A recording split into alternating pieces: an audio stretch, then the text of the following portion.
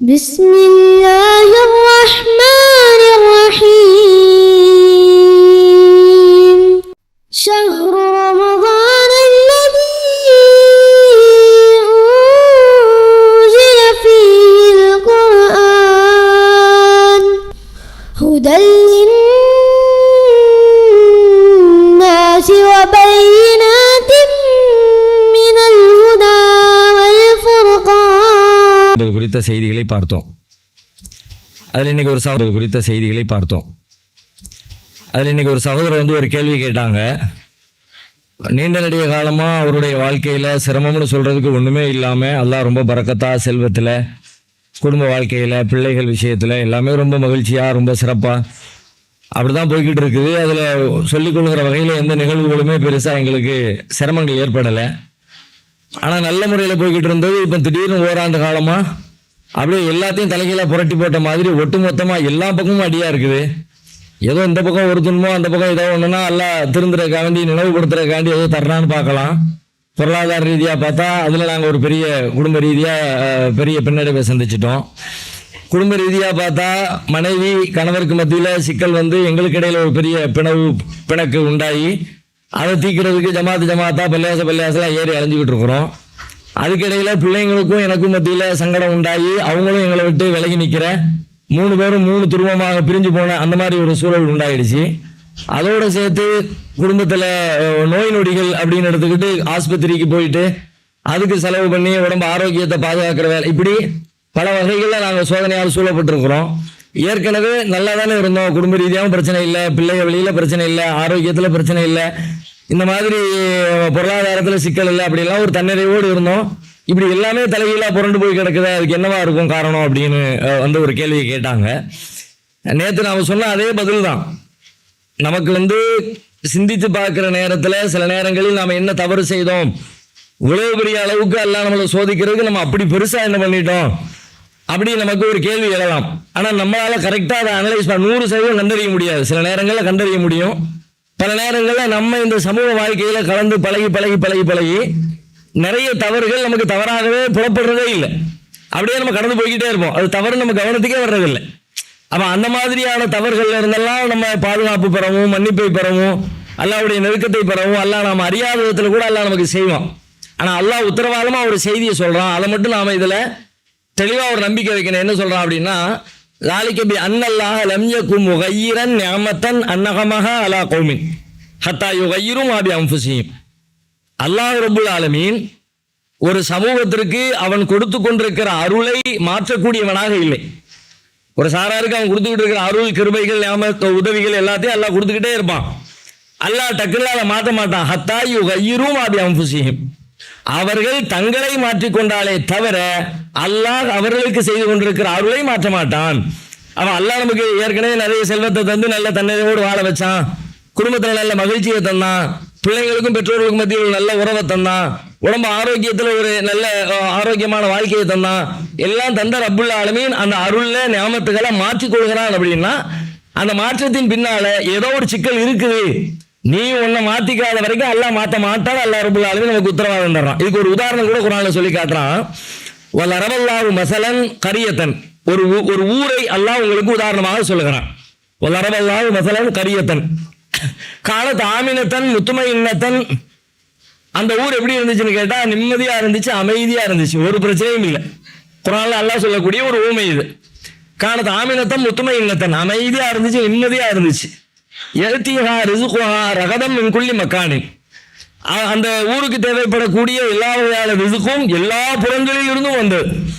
உலகத்தினுடைய நாலாபுறங்கள்ல இருந்தும் அந்த ஊருக்கு, ஏன்னா ஒரு ஊருக்கு தேவைப்படுகிறது வந்து அந்த ஊர்ல மட்டுமே கிடைச்சிடும்னு சொல்ல முடியாது. உலகத்தின் பல்வேறு பகுதிகளில் உற்பத்தி செய்யக்கூடிய பல பொருட்களும், பல தானியங்களும், உணவு வகைகளும் எல்லாம் கிடைச்சதுன்னா ரொம்ப சிறப்பா இருக்கும். அந்த ஊர்ல ரொம்ப கம்மியாக தான் உற்பத்தி ஆகும். அப்ப யஅ்திஹா ரிஸ்குஹா மின் குல்லி மக்கான், எல்லா புறங்களிலிருந்தும் அந்த ஊருக்கு தேவைப்படக்கூடிய ரிஸ்கை அல்லாஹ் வழங்கி கொண்டே இருந்தான்.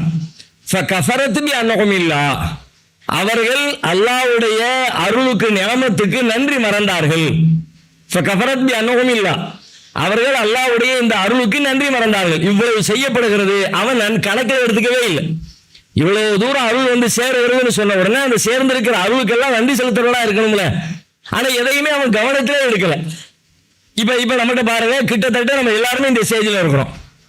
நம்ம எப்போ அல்லாஹ்வுடைய அருள் என்று ஒன்றை குறித்து சிந்திக்கிறோம்னு யோசிச்சு பாருங்க. எப்போ அந்த அருள் தடைபடுகிறதோ அப்பதான் அந்த அருளுடைய நன்மை நமக்கு தெரிகிறது.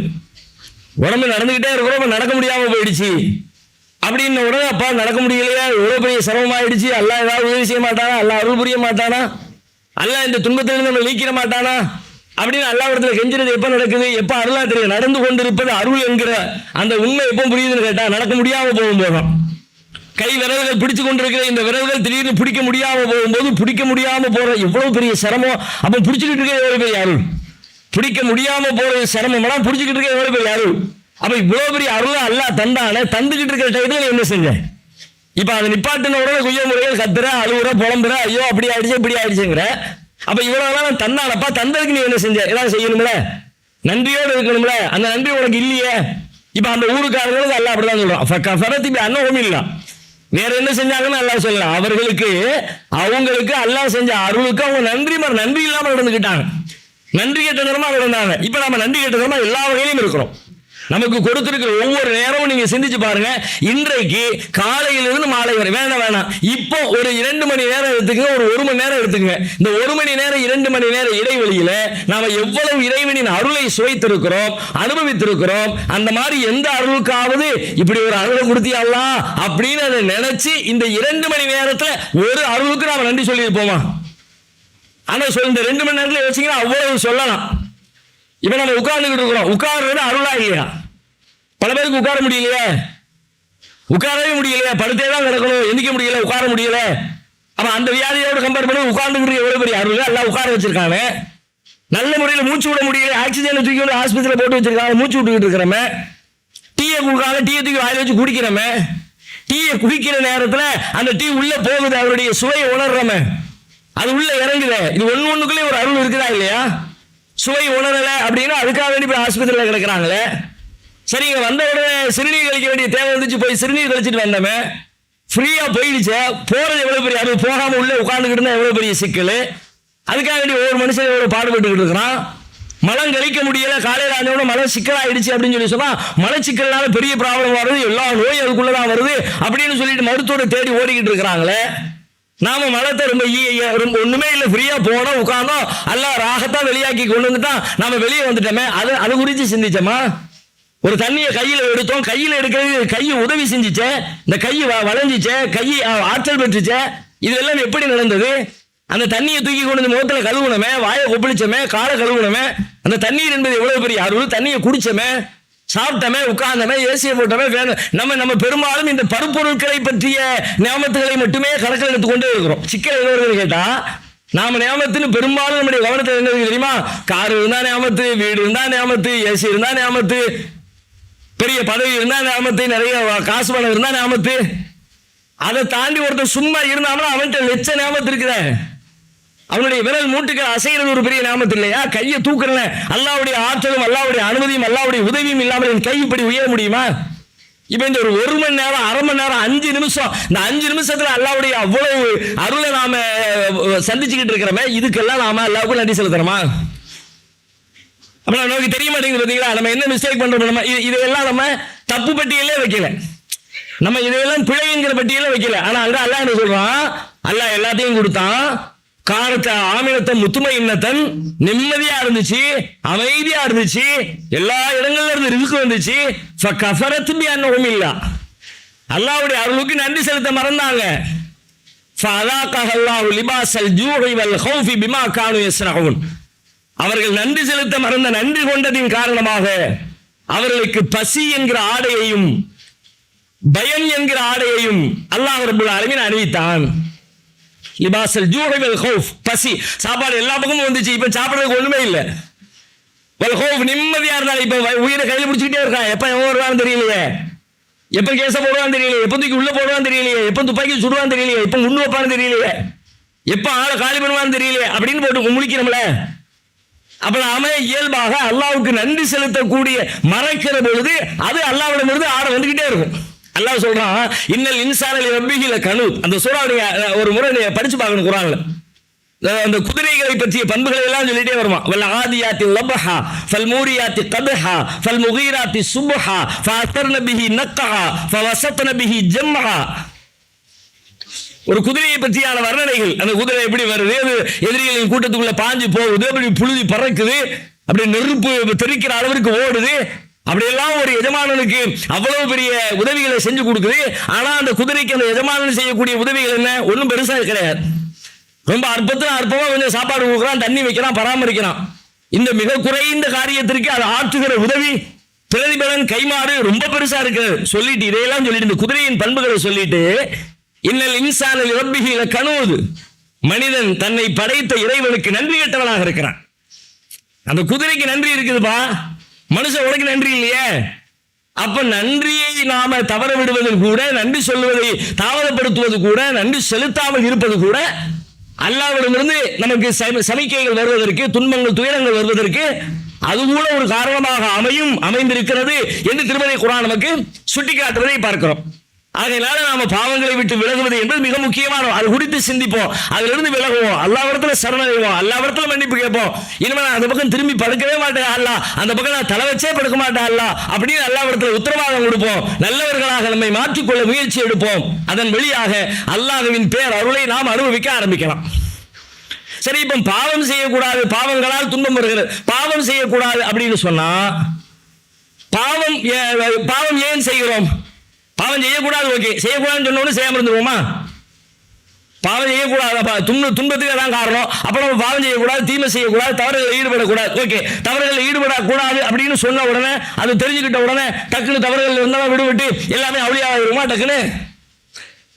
அதுவும் சாத்தியம் இல்லை, அதுலேயும் சிக்கல் இருக்கிறது. அப்படின்னா அடுத்து நாம சிந்திக்க வேண்டிய மிக முக்கியமான ஒரு கேள்வி, நான் பாவம் செய்யக்கூடாது என்று சொன்னால் பாவம் என்றால் என்ன, அது ஏன் ஏற்படுகிறது, அந்த பாவம் என்னில் ஏற்படாமல் இருப்பதற்கு என்ன வழி, அதை கண்டறிஞ்சு அதை சரி பண்ணாம எப்படி என்னுடைய துன்பங்களுக்கான மூல காரணத்தை கண்டறியாம துன்பத்திலிருந்து விலக முடியாதுன்னு சொன்னமோ, அந்த மாதிரி பாவம் ஏன் ஏற்படுகிறது, பாவங்களுக்கான மூலக்கூறு எங்க இருக்கிறது என்பதை கண்டறிந்து அதை சரி செய்யாமல் பாவத்திலிருந்து நம்மால் மீள முடியாது.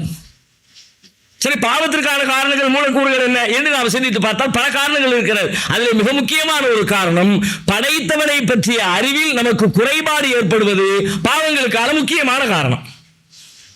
உங்கள் அஸ்னான் மல்டி ஸ்பெஷாலிட்டி பல் மருத்துவமனை, பல் மற்றும் வாய் சம்பந்தப்பட்ட அனைத்து விதமான நோய்களுக்கும் எங்களிடம் சிறப்பு சிகிச்சை அளிக்கப்படும். அஸ்னான் மல்டி ஸ்பெஷாலிட்டி பல் மருத்துவமனை, கலெக்டர் அலுவலகம் அருகில், நாகர்கோவில். நீங்கள் அனாதை குழந்தைகளை ஆதரிக்க விரும்புகிறீர்களா? தந்தை இழந்து தரமான உணவின்றி, நல்ல உடைகளின்றி, சரியான வழிகாட்டுதலின்றி அனாதைகளாக வாழும் இந்த குழந்தைகளுக்கு உதவும் கரங்கள் தான் தாருல் இல்ம் உதவும் கரங்கள். அல்லாஹ்வின் உதவியால் 2010 10 குழந்தைகள் என்று ஆரம்பிக்கப்பட்ட இந்த உதவும் கரங்கள் சமூகத்தில் கவனிப்பாரற்று அதிகரித்து வரும் அனாதை குழந்தைகளை கருத்தில் கொண்டு தற்போது 160 குழந்தைகளுக்கு மேல் பொறுப்படுத்தி செயல்பட்டு வருகிறது. இவர்களின் கண்ணீரை துடைத்திட நீங்கள் தாராளமாக உதவுங்கள். உங்கள் ஜகாத் மற்றும் சதக்காவை அனுப்ப வேண்டிய முகவரி தாருல் இல்ம், நம்பர் 64, பார்த்தசாரை தெரு, பழைய வண்ணாரப்பேட்டை, சென்னை 21. வெப்சைட் தாருல் இல்ம் hh.com. தொடர்புக்கு 9840725020 9600055060. இறைவனை பற்றிய ஞானம், இறைவனை பற்றிய அறிதல் இருக்கிறது. அந்த அறிதலில் நமக்கு ஏற்படுகிற கோளாறுகளும் குறைபாடுகளும் நம்ம இயல்பாகவே பாவம் செய்கிறவர்களா மாற்றிக்கொண்டே இருக்கிறது. பொதுவா நாம எல்லாரும் என்ன நினைச்சுக்கிட்டு இருப்போம்னு கேட்டா, அல்லாஹ்வை பற்றி, அல்லாஹ் நம்புறது, இறை நம்பிக்கை இஸ்லாத்துல முக்கியமானது. இறை நம்பிக்கையில தப்பு செய்யக்கூடாது. இறை நம்பிக்கையில தப்பு செய்யறது அப்படிங்கிறது இறைவனுக்கு செய்யக்கூடிய பாவங்கள் அப்படின்னு சொன்னா, தொழாம இருக்கிறது, நோன்பு வைக்காம இருக்கிறது, அல்ல அல்லாஹ்வுக்கு இணை கற்பிக்கிறது, அந்த மாதிரியான காரியங்கள் தான் இறை நம்பிக்கையில் ஓட்டை ஏற்படுத்துகிற காரியங்கள்னு நாம நினைக்கிறோம். பெரும்பாலும் அப்படிதான் நினைச்சுக்கிட்டு இருக்கிறோம். ஆனா உண்மையில இறை நம்பிக்கை சரியா இல்லை. இறைவனை அவன் யாரு, அவன் எப்படிப்பட்டவன், என்ன செய்வான், எப்படி இருப்பான் அப்படிங்கறத கரெக்டா நீங்க புரிஞ்சு உங்க உள்ளத்துக்குள்ள இறைக்கலன்னு சொன்னா, அது இறைவனுக்கும் உங்களுக்கு உண்டான தொடர்பு மட்டுமில்ல, வாழ்க்கையின் எல்லா இடங்களிலும் பிரதிபலிக்கும். உங்களுடைய சமூக வாழ்க்கையில் நீங்கள் தவறிழைப்பதற்கு இறைவனை பற்றிய நம்பிக்கையில் ஏற்படுகிற குறைபாடு சமூக வாழ்க்கையில பிரதிபலிக்கும், உங்களுடைய தொழில் துறையில பிரதிபலிக்கும், உங்களுடைய குடும்பத்தில் பிரதிபலிக்கும், உங்களுடைய தனிநபர் ஒழுக்கத்தில் பிரதிபலிக்கும். எல்லா இடத்திலையும் அல்லாஹ்வை புரிய வேண்டிய விதத்தில் கரெக்டா புரிஞ்சுக்கிட்டோம்னா எல்லா இடத்துலையும் பெர்ஃபெக்டா இருக்கிற நிலைக்கு நாம தயாராகிறோம். இவன் உதாரணம் நமக்கெல்லாம் தெரிஞ்ச ஒரு செய்தி. சில மக்கள் இறந்து போனவர்களை அவங்கள தங்களுடைய சிபாரிசுக்காக வேண்டி அழைக்கிறாங்க. அவளியாக்கள், நாதாக்கள், பெரியார்கள், இவங்க எங்களுக்காண்டி அல்லாஹ்விடத்துல பரிந்து பேசுவார்கள் அப்படின்னு அவங்க அங்க போய் பிரார்த்தனை செய்யறாங்க. ஷஃபாஅத் பரிந்துரைக்கு வேண்டுகிறார்கள். சரி, இந்த பரிந்துரைக்கு வேண்டுகிறார்களே, பரிந்துரைக்கு வேண்டுகிறவர்கள் ஏன் எப்படி வேண்டுகிறார்கள்? அது சரியா தவறா? அது தவறு. ஏன் தவறு? அல்லாஹ்வை பற்றியான புரிதல் அவங்களுக்கு சரியா இல்லை. அல்லாஹ் எங்கேயோ இருக்கிறான், தூரத்துல இருக்கிறான், நம்மளை விட்டு ரொம்ப தொலைவில் இருக்கிறான். அதனால அல்லாஹ்வுக்கு பக்கத்தில் இருக்கிற ஆட்களை பிடிச்சி நம்மளை பத்தி சொல்லி அல்லாஹ்விடத்துல ரெக்கமெண்ட் பண்ண சொல்லி நாம சொர்க்கத்துக்கு போயிடலாம் அப்படின்னு நினைக்கிறாங்க. அதன் விளைவு தானே இது. அப்படி நினைக்கிறதுனால தானே அவுலியாக்களே நீங்க எங்களுக்காண்டி துவா செய்யுங்க, அவுலியாக்களே நீங்க எங்களுக்காண்டி அல்லாஹ்விடத்துல பரிந்து பேசுங்க அப்படின்னு அவங்க பரிந்துரைக்க வேண்டி போய் நிக்கிறாங்க. ஆனா உண்மையில அல்லாஹ்வை பற்றி சரியாக புரிந்தால் அல்லாஹ்ட்ட ஏன் பரிந்துரை? அல்லாஹ்வே கேட்கறான். வயகூலூன ஹாவுலாயி ஷுஃபஹாவுனா இந்தல்லாஹ், இவர்கள் எல்லாம் அல்லாஹ்விடத்திலே தமக்காக பரிந்து பேசும் என்று அவர்கள் சொல்லுகிறார்கள். குல்லவியை கேளுங்கள், அத்து நபிஊனல்லாஹ பிமா லா யஅலமு ஃபிஸ் ஸமாவாத்தி வலா ஃபில் அர்த், வானங்களிலும் பூமியிலும் அல்லாஹ்வுக்கு தெரியாத எதையேனும் இவர்கள் சொல்லிவிட போகிறார்களா? உன்னை பத்தி என்கிட்ட அவர் சொல்லுவார்னா, உன்னை பத்தி எனக்கு தெரியாத ஏதாவது மெசேஜ் அவளே சொல்லுவாரா? அல்ல அப்படிதான். அந்த கேள்விக்கு தானே அர்த்தம். சிபாரிசு பண்றேன்னு என்ன அர்த்தம்? இவரை பத்தி உனக்கு தெரியாதுப்பா, நான் சொல்றேன், தெரிஞ்ச ஆளு, நல்ல பையன், ஒழுக்கமா இருப்பான், கடையில வேலையை சேர்த்துக்க, நம்பி கல்லால உட்கார வைக்கலாம். இது ஓனருக்கு தெரியாது, கம்பெனி மேனேஜருக்கு தெரியாது. அதனால இடையில இருக்க நண்பர் என்ன பண்றாரு? போய் ரெக்கமெண்ட் பண்றாரு. அப்ப மேனேஜருக்கு தெரியாததை, முதலாளிக்கு தெரியாததை ரெக்கமெண்ட் பண்ணுகிறவர் எடுத்து சொல்வதை போல இவரு உன்னை பத்தி தெரியாததை எனக்கு சொல்ல போறாரா கேட்கிறான். இந்த அவுளியா ஒரு ஆளை கூட்டு வந்தீங்க, இந்த அவுளியா உன்னை பத்தி எனக்கு தெரியாத ஒரு மெசேஜ, நம்ம ஊர் பையன் தான், நல்ல பையன் தான், இல்ல கொஞ்சம் பார்த்து ஏதோ சின்ன சின்ன தப்பு தண்டா பண்ணிட்டான், அதுக்காண்டி நீ அவனை தண்டிச்சிடாத, அவனை சொர்க்கத்துக்கு அனுப்பிடு அப்படின்னு உன்னை பத்தி எனக்கு தெரியாத மெசேஜ் இருக்குதா? குல் அத்து நபிஊனல்லாஹ பிமா லா யஅலமு ஃபிஸ் ஸமாவாத்தி வலா ஃபில் அர்த், வானங்களிலும் பூமியிலும் அல்லாஹ் அறியாதவற்றை அல்லாஹ்வுக்கு அவர்கள் சொல்லிக் கொடுக்க போகிறார்களா? அப்ப அல்லாஹ்வுக்கு அறியாத எதுவுமே இல்லை, எல்லாம் தெரியும். என்ன பத்தி இன்னும் அவுட் மொத்தமும் தெரியும், ஆதி முதல் அந்த வரைக்கும் தெரியும். என்ன பத்தி எனக்கு தெரியாததெல்லாம் அல்லாஹ்வுக்கு தெரியும். நாளைக்கு நான் எப்படி இருப்பேன் எனக்கு தெரியாது, அது அவனுக்கு தெரியும். மரணத்துக்கு பிறகு நான் என்ன அவன் எனக்கு தெரியாது, அவனுக்கு தெரியும். சொர்க்கம் போவனா நரகம் போவனா எனக்கு தெரியாது, அவனுக்கு தெரியும். எனக்கே தெரியாததை கூட அறிந்து வைத்திருக்கிற இறைவனுக்கு என்னை பற்றி ஒருவர் அறிமுகம் செய்ய போகிறார் என்றால், அப்ப இந்த பிழை எதனால் இருந்தது? இந்த பிழையினுடைய பின்னணி என்ன அப்படின்னு பார்த்தா, அல்லாஹ் எப்படிப்பட்டவன், அவனுக்கு என்னவெல்லாம் தெரியும், அவனுடைய பின்புலம் என்ன, ஆற்றல் என்ன, அறிவு என்ன என்று தெரியாத காரணத்தினால் இந்த பிழை ஏற்படுதுல. இதே மாதிரி அல்லாஹ்வை பத்தியான எங்கெல்லாம் தப்பா நம்ம நம்பிக்கிறோமோ அங்க எல்லா பிழைகள் நிகழும். இப்ப வியாபாரத்தை ஒருத்தர் மோசடி பண்றார், பொய் பேசுறாரு, ஏமாத்துறாரு, காசு நிறைய சம்பாதிக்கணும், பொய்யான ஒரு மோசமான சரக்கு வித்து நல்ல சூப்பர் சரக்குங்கிறாரு. கஸ்டமர் தலையில எப்படியாவது கெட்டிட்டா போதும், நமக்கு லாபம் கிடைச்சிடும் நினைக்கிறாரு. அப்படி ஒருத்தர் சம்பாதிக்கிறார். இப்படி அவர் சம்பாதிப்பதனுடைய நோக்கம் என்ன, காரணம் என்ன? நிறைய சம்பாதிக்கணும், இப்படி எல்லாம் சொன்னா தான் முடியும். இதுதான் இந்த உலகத்துல திறமை. இந்த திறமையை பயன்படுத்தி இந்த மாதிரி போய் பேசி உள்ள ஒண்ணு வெளியே ஒண்ணு அப்படி மாத்தி சொல்லி வச்சோம்னா நாம நிறைய சம்பாதிச்சிடலாம், நமக்கு நிறைய வருமானம் வந்துடும் நினைக்கலாம். இது அல்லாஹ்வோடு எப்படி சம்பந்தப்படுகிறது அப்படின்னு பார்த்தா, அல்லாஹ் தன்னை பற்றி சொல்லுகிறான், அல்லாஹ் யப்சுத்துர் ரிஸ்க லிமன் யஷாஉ வ யக்திர். அல்லாஹ் அவன் தான் நாடியவர்களுக்கு செல்வத்தை விசாலமாக வழங்குகிறான், அவன் தான் நாடியவர்களுக்கு செல்வத்தை சுருக்கிக் கொள்கிறான். ஒருத்தருக்கு பொருளாதாரத்தை நல்ல கொடுக்கறதும் சரி, ஒருத்தர் கம்மியா சம்பாதிக்கிறதும் சரி, எல்லா வேலையும் அவன் தான் செய்யறான் அப்படின்னு அவனை நம்பினோம்னா, இப்ப இந்த வியாபாரத்துல போய் பேசினாதான் எனக்கு லாபம், இந்த மாதிரி உள்ளடி வேலை பார்த்தாதான் எனக்கு லாபம், போலியான சரக்கு ஒரிஜினல் சரக்குன்னு வித்தாதான் லாபம், எப்படி செய்வார் அவரு? அல்லாஹ்வை பற்றி சரியான புரிதல் உள்ள இருந்துச்சுன்னா, இது எனக்கு வியாபாரத்தை தரல, இது எனக்கு லாபத்தை தரல, அல்லாஹ் எனக்கு தர்றான், அல்லாஹ் தான் தர்றான், எப்படியோ தருவான். ரப்புல் ஆலமீன் அவன் தான் எனக்கு தருவான். ரசூலுல்லாஹ் சொல்றாங்க, லவ் அன்னக்கும் தவக்கலூன அலல்லாஹி ஹக்க தவக்குலிஹி, நீங்கள் அல்லாஹ்வை நம்பிக்கை கொள்ள வேண்டிய முறைப்படி நீங்கள் நம்பிக்கை கொண்டால், ல ரஸகக்கும் கமா யர்ஸுகு தைர், ஒரு பறவைக்கு உணவளிப்பதை போல அல்லாஹ் உனக்கு உணவளிப்பான்.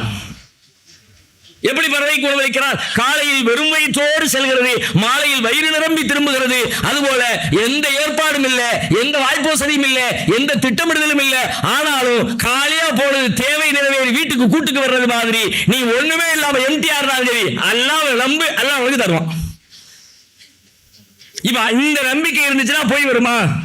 இந்த நம்பிக்கை இருந்தா ஏமாத்து வருமா? ஏமாத்தினா சம்பாதிச்சிடலாம், பொய் பேசினா சம்பாதிச்சிடலாம், கஸ்டமர் தக்க வச்சா சம்பாதிச்சிடலாம், மெயினான இடத்துல கடையை போட்டா சம்பாதிச்சிடலாம். எத்தனை பேர் போட்டு ஒண்ணு ஆகலையே, போனி ஆகலையே. அப்படியானால் நம்முடைய பாவங்கள் எங்கிருந்து நிகழ்கிறது என்று பார்த்தால் அவருடைய மேஜர் பாயிண்ட் அல்லாஹ்வை பற்றிய புரிதலில் தான் இருக்கிறது. ஒருவன் கர்வம் கொள்கிறான், பெருமை அடிக்கிறான், ஆணவத்தில் திகழ்கிறான். அவனை பார்த்து நம்ம எல்லாரும் பெருசா கோவப்படுறோம், எரிச்சல் படுறோம். இந்த கர்வத்தின் பின்னணி என்ன? அல்லாஹ் ஏதோ ஒரு வகையில் அவனுக்கு ஒரு உயர்வை கொடுத்துருப்பான். அவனுடைய உடல் திரகாத்திரத்தில், அவனுடைய அறிவுல, அவனுடைய பேச்சுல, அவனுடைய செல்வத்துல, அவனுடைய அழகுல, ஏதோ ஒண்ணுல மற்றவங்களை விட கொஞ்சம் ஒருபடி மேலா இருப்பான். அப்படித்தானே கர்வம் வருது. மற்றவங்கள்ட்ட இல்லாதது இவன்ட்ட இருக்குன்னு நினைக்கும் போது ஒரு ஆணவம் வருது. இப்போ இந்த நல்ல யோசிச்சு பாருங்க, இந்த ஆணவத்தின் பின்னணியில் இருக்கிறது அவனுடைய பிழை மட்டுமல்ல, அவன் தன் இறைவனை பற்றிய தவறான புரிதல் இதற்குள்ளே இருக்கிறது. எப்படி இருக்கிறது? நான் எனக்கு ஒரு ஆற்றல் இருக்கிறது, ஒரு செல்வம் இருக்கிறது, ஒரு உயர்வு இருக்கிறதுன்னு சொன்னா அந்த உயர்வு என்னால் எனக்கு நானே உண்டாக்கி கொண்ட உயர்வா அல்லது என் இறைவன் எனக்கு கொடுத்த உயர்வா? உலகத்துல உன்னை வந்து சேர்கிற எல்லாம் அவன்கிட்ட இருந்துதான் வருது. அவன் தான் கொடுக்கிறான், அவன் தான் செல்வத்தை கொடுத்தான், அவன் தான் அறிவை கொடுத்தான், அவன் தான் ஆற்றலை கொடுத்தான், அவன் தான் எல்லாத்தையும் கொடுத்தான், அவன் தான் கொடுத்தான், அவன் தான் கொடுத்தான், அவன் தான் கொடுத்தான் அப்படின்னு நம்பும் பொழுது நான் தான் பெரிய ஆள் எப்படி வரும்? அப்ப அவன் தான் செஞ்சாங்கிறது சரியா உட்காரலாட்டி ஆட்டம் காணும் பொழுது கர்வம் வந்துடுது. அறிவாளிகளுக்கு கர்வம் வரும்னா ரசூலுல்லாஹ் ஏன் வரல? அறிவாளிகளுக்கு கர்வம் வரும்னா நபிமார்களுக்கு ஏன் வரல?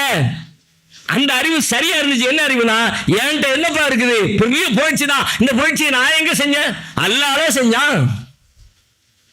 மக்கா வெற்றி முடிஞ்சிருச்சு. ரசூலுல்லாஹ் பெரிய போர் படை தளபதியாக மக்காவிற்குள்ளே பிரவேசிக்கிறார்கள். உள்ளே நுழைகிற பொழுது நபிகளார் சொன்ன வார்த்தை வரலாற்றிலே பொன்னெழுத்துக்களால் பொறிக்கப்படுகிற வார்த்தை, லா இலாஹ இல்லல்லாஹு வஹ்தா வஸதக வஅதா வனஸர அப்தா வஅஸ்ஸ ஜுந்தா வஹதமல் அஹ்ஸாப வஹ்தா.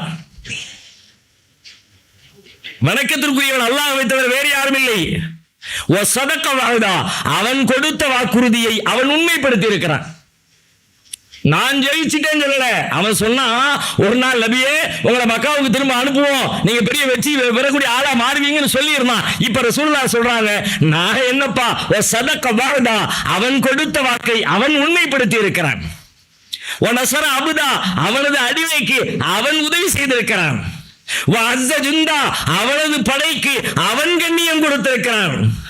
வஹதமல் அஹ்ஸாப வஹதா, எதிரி படையினரை அவன் மட்டுமே தனித்து நின்று அழித்திருக்கிறான்.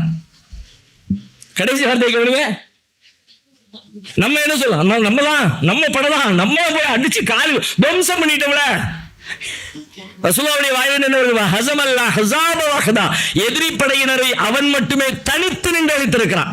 நானும் சேர்ந்துக்கிட்டேன் கூட இல்லை, அவன் தான் இல்லை. எங்க இருந்து கர்வம் வருங்கிறேன்?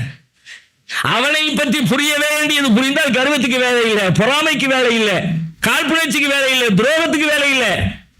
பொறாமையா வருது? பொறாமை எப்படி வருது? ஏப்பா அவனுக்கு இவ்வளவு ஆளு, என்னமா அவனே சம்பாதிச்சுக்கிட்டானா? அதுவும் அவன் தாங்களா? எதனால பொறாமை வந்துச்சு? அவனே உன்னை விட மேம்பட்டுட்டானோ, நம்ம கீழே இருக்கோம், அவன் மேல போயிட்டானே, நமக்கு அவ்வளவு திறமை இல்லை, அவனுக்கு அவ்வளவு திறமை வந்துருச்சு. பொறாமை நியாயம் இருக்கிறது. நீ கீழே இருக்கிறது அவன் ஏற்பாடு, அவன் மேல இருக்கிறது அவன் ஏற்பாடு, ரெண்டுமே உனக்கு சம்பந்தம் இல்லாது பிறகு என்ன பொறாமை? அல்லாஹ் கேட்கிறான்ல, அம் யஹ்சுதூன الناس على ما آتاهم الله من فضله. அல்லாஹ் தனது அருளை அவர்களுக்கு வழங்கி இருப்பதை பார்த்து மனிதர்கள் மீது இவர்கள் பொறாமை கொள்கிறார்களா? அல்லாஹ் கொடுத்ததுக்காண்டி இவன் மேல என்ன பொறாமைப்படுற? நீ அவன் மேல பொறாமைப்படு. ஒருவேளை அப்படி சொன்னா கூட அப்படித்தானே வரணும். பொறாமை அங்கிட்டு போட்டா கூட ஓகே, ஏன்னா கொடுத்தல அவன். இப்படி நம்முடைய வாழ்வின் எல்லா பிழைகளின் பின்னணியிலும், எல்லா தவறுகளின் பின்னணியிலும் படைத்த இறைவனை பற்றிய புரிதல் ஒளிந்திருக்கிறது. தௌஹீத் தான் பேஸ். நீங்க மற்றதையெல்லாம் பேசுறீங்களோ இல்லையோ, இன்னைக்கு நாம இந்த தௌஹீத் இருந்து அப்படியே கொஞ்சம் கடந்து வந்திருக்கிறோமோ என்று நமக்கு ஒரு காலத்தில் தௌஹீத் ரொம்ப பேசணும், ரொம்ப ஆழமா பேசணும், திரும்ப பேசணும். ஆனா இப்போ அந்த தௌஹீதை குறித்து பேசுவதையோ அல்லது பேசுவதை கேட்பதையோ கொஞ்சம் நமக்கு சங்கடம் வருது. ஏதோ தெரிஞ்சதுதானே, கேட்டதே கேட்டுக்கிட்டு பேசதே பேசிக்கிட்டு. புதுசா ஏதாவது டாபிக் இருக்கா? இந்த புது டாபிக் நோய் எப்படித்தான் இப்படி பரவி இருக்குன்னு தெரியாது. இந்த யூடியூப் சமூக எல்லாம் புதுசா வந்துகிட்டே இருக்குல்ல. ஏன்னா கோடிக்கணக்கான பேர் பார்ட்டிசிபேட் பண்றான். சாப்பிட்றவன் போறான், ஒண்ணுக்கு இருக்கிறவன் போடுறான், எல்லாரும் போட்டுக்கிட்டே இருக்கான், மேட்டு வந்துகிட்டே இருக்கா, புதுசு புதுசா கிடைக்குது. அது மாதிரி இங்க வந்தாலும் புதுசு புதுசா கிடைக்கா. என்ன புதுசு புதுசா கிடைக்கா? முதல்ல தௌஹீத் பேசுறவங்க சரியாயிட்டமா? நம்முடைய எதிர்பார்ப்புகளை மாற்று பேச்சாளர்கள், ஆலிம்கள், மக்களுக்கு உரை நிகழ்த்துகிறவர்கள் சில விஷயங்களை பேசுவதன் பின்னணியில பார்வையாளர்களாக இருக்கிற நம்முடைய பொறுப்பு முக்கியமாய். நம்ம எதை ரசிக்கிறோமோ அதான் அவர் கொடுக்கிறார். நீங்க ரெண்டு பேரும் என்ன கருத்து அதையே திரும்ப திரும்ப அப்படின்னு இது பிடிக்கிற போல இருக்கு, அப்ப டாபிக் விட்டுருவோம், அடுத்த டாபிக் மாறிடுவோம். நபிகளாருடைய வாழ்க்கையில நபி ஸல்லல்லாஹு அலைஹி வஸல்லம் ஆரம்பத்துல 13 ஆண்டு கால பிரச்சாரம் மக்காவுல பண்ணுனாங்களே, இந்த மக்காவுடைய பிரச்சாரத்தை எடுத்து பாருங்க. ரசூலுல்லாஹ்வுடைய பிரச்சாரத்தின் மைய கேந்திரமா எது இருந்துச்சு? குர்ஆன் நெடுகிலும் ஏராளமான நூற்றுக்கணக்கான ஆயிரக்கணக்கான வசனங்கள் எல்லாம் எதை பத்தி பேசிச்சு? எல்லாம் அல்லாஹ் பத்தி மட்டுமே பேசிச்சு. மதீனாவுக்கு வந்த பிறகுதான் பாவங்களை பற்றி, தீமைகளை பற்றி. மது அருந்தாதே, ஏன் மக்காவுல பேசுறாங்க? என்ன மது அருந்த மதுனுடைய கேடு எல்லாருக்கும் தெரியும் தானே, குடிக்கிறவங்களுக்கு எல்லாம் தெரியும் தானே, புத்தி பேரிச்ச அனுபவிக்கிறாங்கல்ல. இப்ப நாமளே முஸ்லீம் இல்லாத மக்களுக்கு தாவா செய்கிற நேரத்தில் இப்ப நம்ம என்ன ட்ரெண்ட் கடைபிடிக்கிற பார்த்தீங்களா? பொதுவான மேட்டரை பேசுவோம். இஸ்லாம் எவ்வளவு அழகானமா இருக்கும் பார்த்தீங்களா? இங்க மது குடிக்க கூடாதுன்னு சொல்லப்பட்டிருக்கு தெரியுமா? இங்க திருடினா கைவிட்டு சொல்லப்பட்டிருக்கு தெரியுமா? இங்க அந்த நல்லறம் சொல்லப்பட்டிருக்கிறது, நல்ல ஒழுக்கங்கள் சொல்லப்பட்டிருக்கிறது. இதெல்லாம் இரண்டாம் பட்சம். முதல்ல பேச அல்லாஹ் பத்தி சொல்லு, அது கரெக்டா இறங்கிடுச்சுனா இது எல்லாம் ஒரு நாள்ல சரி பண்ணிடும். விபச்சாரத்திலிருந்து மீட்டெடுப்பது, கொலையிலிருந்து மீட்டெடுப்பது, புறத்திலிருந்து மீட்டெடுப்பது, பொய்யிலிருந்து மீட்டெடுப்பது, அநியாயத்திலிருந்து மீட்டெடுப்பது, எதையெல்லாம் ஒத்த செகண்ட் ஒரு வரி செய்திதான். அல்லாஹ் கூடாதுன்ட்டான், அல்லாஹ் குடிக்காதுன்ட்டான், அல்லாஹ் விபச்சாரம் பண்ணாதுன்ட்டான், அல்லாஹ் போய் பேசாதுன்ட்டான், அல்லாஹ் புறம் பேசாதுன்ட்டான் அப்படின்னு ஒத்த வரி செய்தியில எல்லாத்தையும் சுத்தமாக்கிடலாம். இதுக்கு அரை மணி நேரம், 1 மணி நேரம் பயானோ செயல் திட்டமோ எதுவுமே தேவையில்லை. ஒரு நிமிஷத்துல அப்படி நடந்துச்சுல சஹாபாக்கள் வாழ்க்கையில. மதுவிலேயே ஊறி போறவங்க அல்லாஹ் குடிக்க கூடாதுன்னு சொல்லிட்டான், உடனே தெருவுல ஊத்துறாங்க. ஹதீஸ் கேட்கிறோமே, எப்படி ஊத்துறாங்க? அப்படிதான் இருக்கும். அல்லாஹ்வை பத்தி கரெக்டா உட்கார வச்சாச்சுன்னா அவனே சொல்லிட்டாங்களா?